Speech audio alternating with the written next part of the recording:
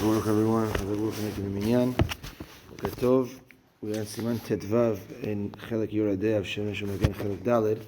And here his question is, two questions for today. The first is, it seems there was a person that was making wine at home, and he asked a goy to help him out. He hired a goy to help him out, and the process was moving the grapes to the first place where it was getting kind of squashed, and then they would take it, the squashed grapes, the mixture of the grapes, and now the juice of the grapes is going to be the wine. They take that mixture and they put it somewhere else where it's going to get sifted through, and the pieces are going to be separate, and then it's going to have actual just the liquid only. So at what point can the goy, how much can the goy get involved in? Because we know Yayin, Nesech, when a goy handles grape juice, wine, it's asur, because they would do avodah zarah with it. Now, if it's mevushal, if it's cooked, then from the point of being cooked and onwards, we say that it's okay because they wouldn't bring cooked wine for their avodah zarah. But at that point, when it's freshly squashed, it's actually considered wine. And there's actually halachah of a person stuck in the middle of nowhere for Shabbat, whatever. Before Shabbat, if you don't have grape juice, you could go buy grapes, squash them, get grape juice, and that's wine. Make kiddush on that juice. That's wine. So at what point does it become wine and asur for the goy to be involved? So Rabbi Shalom Asas says there's no safek that so long as there's a mixture of liquid and solid, that's not considered wine. So even though it's squashed, but there's still that mixture, it becomes wine the moment there's that sifting. And now it's just juice. At that point, the goy can't have any involvement. So until that point, the goy can have involvement.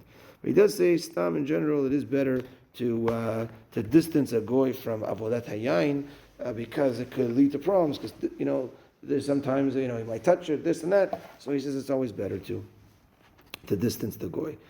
The second question for today's Siman Tet Zayin is a person, let's say in Eretz Yisrael, where the main currency is shekels, but dollars, if you've been there, if you've lived there, dollars still flow very much, American dollars, and therefore there's a lot of things that are, rents could be in dollars and things like that.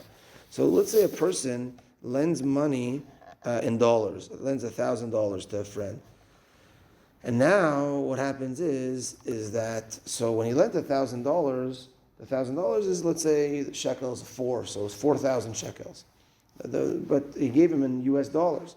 And now when he's going to pay him back in US dollars 6 months later, so that is really now worth 4,500 shekels. So is it taking interest, which you're not allowed to, by now taking he's paying back 1,000 US dollars, same green money, same thing. Is it considered interest because now that 1,000 is worth 4,500 shekels? It's more shekels than it was worth before, and in the currency that we live in, it's considered that's the currency we live in shekels. So he says no. It's also no safek that's actually the better way to pay back, as opposed to the better way to pay back is dollar for dollar. You borrowed $1,000, here's $1,000 back. Okay, things fluctuated, so $1,000 is now worth more in wheat than it is in this or this and that. But it's more of a problem if he pays back in shekels as well. Here's 4,000 shekels because the dollar that you lent me was worth 4,000 at the time. That's a problem. But paying back, you're supposed to pay back the dollar for dollar that you borrowed. Okay, that's that for today. Minichat tonight at 5:50. No Parashat Shir tonight, but next week, B'ezrat Hashem, beer and wings. It's going to be advertised in the bulletin, and we're going to kick off the Thursday night Shiurim again. So next week, beer and wings. Minichat tonight at 5:50. Have a good day, everyone. And Rosh Chodesh tonight, B'ezrat Hashem. Tanu Dev Eliyahu. Kol Hashem.